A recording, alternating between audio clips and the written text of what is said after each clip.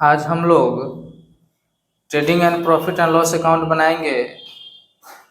उसका नॉमेरिकल क्वेश्चन जो हमने बुक लिया है डॉक्टर एस के सिंह का 11th का, और इससे हम लोग एक क्वेश्चन को आज हम लोग बनाएंगे। तो देखते हैं कौन सा क्वेश्चन है इसमें। बिहार ट्रेडिंग कंपनी के निम्नलिखित शेष से 31 मार्च 2018 को समाप्त होने वाले वर्ष के लिए व्यापार खाता तथा लाभ हानि खाता तैयार कीजिए। From the flowing balance of Bihar trading company prepare trading and profit and loss account for the year ending 31 मार्च 2018। तो हम लोग देखते हैं इसमें कौन कौन सा डाटा दिया गया है, कौन कौन सा एक्सपेंस दिया गया है, और फिर उसके बाद हम लोग उसके हिसाब से trading and profit and loss account बनाएंगे। तो दिया हुआ है इसमें सैलरी का अमाउंट दिया हुआ है 9,000। कमीशन पेड दिया हुआ है, कमीशन पेड दिया हुआ है 2200 रुपया। कैरेज ऑन परचेज दिया हुआ है 1800 रुपया।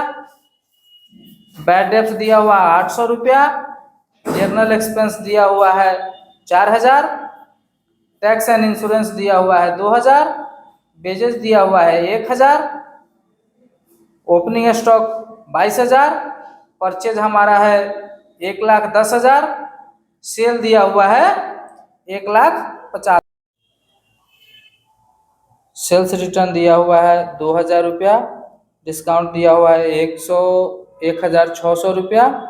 इंटरेस्ट है 1,760 रुपया। एडवर्टाइजमेंट का एक्सपेंस है 3,000 रुपया। कैरेज ऑन सेल दिया हुआ है 1,000 रुपया। और आप क्लोजिंग स्टॉक दिया है 20,060 रुपया। हम लोग जो क्वेश्चन देखे हैं उसके आधार पर अब हम लोग प्रॉफिट एंड लॉस अकाउंट बनाएंगे, trading and profit and loss account. तो सबसे पहले हम लोग हेडिंग में लिख देते हैं trading and profit and loss account of Bihar trading company, यानी ये बिहार ट्रेडिंग कंपनी का डाटा है। उसके नीचे हम लोग दिखाते हैं फॉर द ईयर एंडिंग 31 मार्च 2018, यानी हमारा 31 मार्च 2018 को समाप्त होने वाले वर्ष के लिए लाभ हानि व्यापारिक एवं लाभ हानि खाता बनाने हम लोग जा रहे हैं। तो हमारे पास जो डाटा है, डाटा के आधार पर हम लोग बनाते हैं। तो trading and profit and loss account बनाने के लिए हम लोग जो फॉर्मेट बनाते हैं उसमें दो भाग में बांटते हैं फॉर्मेट को। एक भाग को डी आर, दूसरे भाग को सी आर लिखते हैं। तो उसमें हम लोग सबसे पहले यहाँ दिखाते हैं to opening stock, to opening stock. Opening stock का डाटा हमारे पास उपलब्ध है। ओपनिंग स्टॉक हमको दिया हुआ है 22,000, तो हम लोग यहाँ 22,000 दिखा देंगे।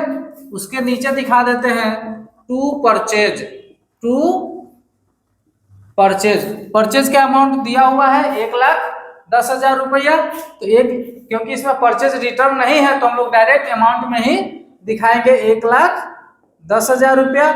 उसके बाद हम लोग दिखा देते हैं to wages, to wages, to wages. Wages का अमाउंट दिया हुआ है 1,000 रुपया, तो 1,000 रुपया हम लोग बेजेज में दिखा देते हैं। उसके बाद कैरेज ऑन परचेज का अमाउंट दिया हुआ है तो दिखा देते हैं to carriage on purchase. Carriage on purchase का अमाउंट दिया हुआ है 1,800 रुपया, तो हम लोग 1,800 रुपया दिखा देते हैं।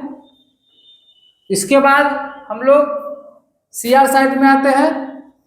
बाई सेल, सेल का अमाउंट दिया हुआ है 1,50,000 रुपया, तो हम लोग 1,50,000 सीआर में दिखा देंगे।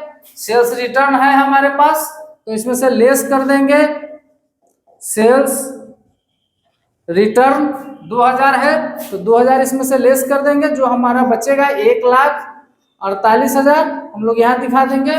और हम लोग क्वेश्चन में देखें क्लोजिंग स्टॉक, तो यहाँ दिखा देंगे बाय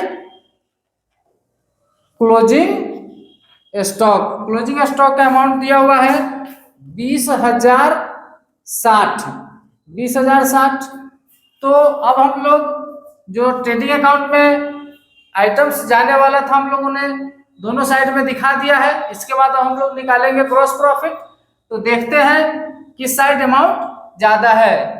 तो हमारे पास सीआर साइड में टोटल अमाउंट आ जाता है 1,68,060 और डीआर साइड में टोटल अमाउंट आ जाता है 1,34,800। यानी इसका मतलब है कि हमारा सीआर साइड में अमाउंट ज्यादा है। तो पहले हम लोग सीआर साइड में अमाउंट दिखाएंगे 1,68,000, 1,68,060।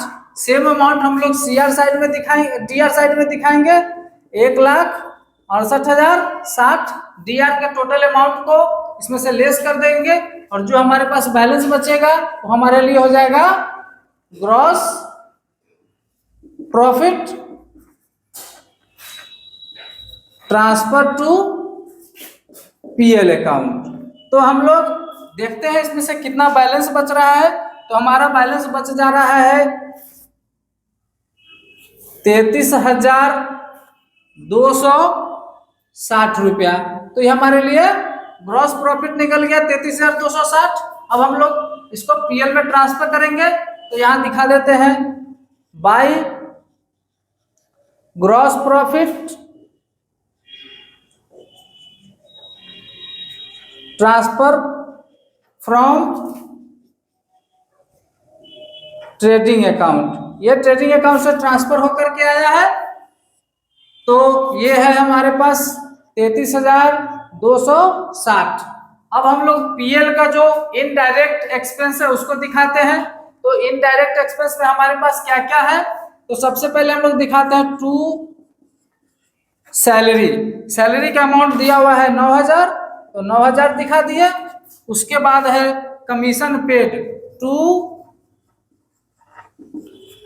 Commission paid. कमीशन पेड का अमाउंट दिया हुआ है 22,200 हम लोग दिखा दिए। उसके बाद है बैड डेब्ट्स, तो to bad debts. Bad debts का अमाउंट है 800 रुपया, तो हम लोग यहाँ 800 रुपया दिखा दे रहे हैं। उसके बाद हमारे पास है to general expenses, to general expenses. General expense का अमाउंट है 4,000, तो हम लोग 4,000 रुपया दिखा देंगे यहाँ। उसके बाद है डिस्काउंट, तो टू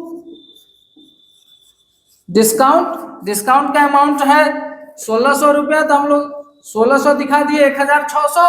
उसके बाद है इंटरेस्ट, तो दिखा देते हैं टू इंटरेस्ट का अमाउंट है 1,760 रुपया, तो 1,760 रुपया दिखा दिए।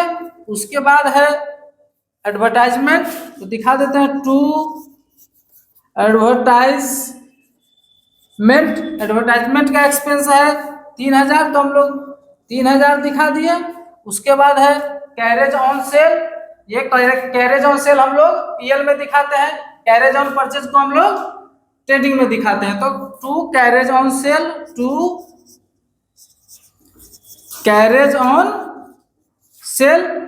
ऑन सेल का अमाउंट है 1,000, तो हम लोग 1,000 में 1,000 दिखा दिए। अब ये हमारे पीएल के डीआर साइड में जो आइटम आने वाला था हम लोगों ने दिखा दिया। अब हम लोग सीआर साइड में देखते हैं सीआर साइड में क्या क्या आने वाला है। तो सीआर साइड का कोई अमाउंट नहीं है, इधर कोई आइटम नहीं है। इनडायरेक्ट इनकम हमारे पास क्वेश्चन में नहीं दिया हुआ है, तो हम लोग इसमें नहीं दिखाएंगे। अब हम लोग देखते हैं कि हमारे पास नेट प्रॉफिट फाइंडिंग होगा या नेट लॉस होगा। तो सीआर साइड में हमारे पास 33,260 रुपया पहले से ऑलरेडी ग्रॉस प्रॉफिट दिया हुआ है। अब हम लोग डीआर के टोटल अमाउंट को जोड़ते हैं तो हमको निकल जाता है 25,360 रुपया। यानी हमारा सीआर साइड में अमाउंट ज्यादा है। तो पहले हम सीआर साइड में अमाउंट लिखेंगे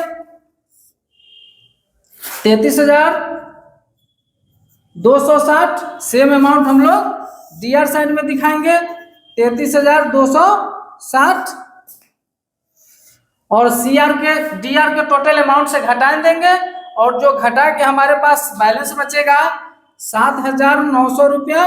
7,900 ये हमारे लिए नेट प्रॉफिट हो जाएगा। तो हम लोग यहाँ दिखा देंगे टू नेट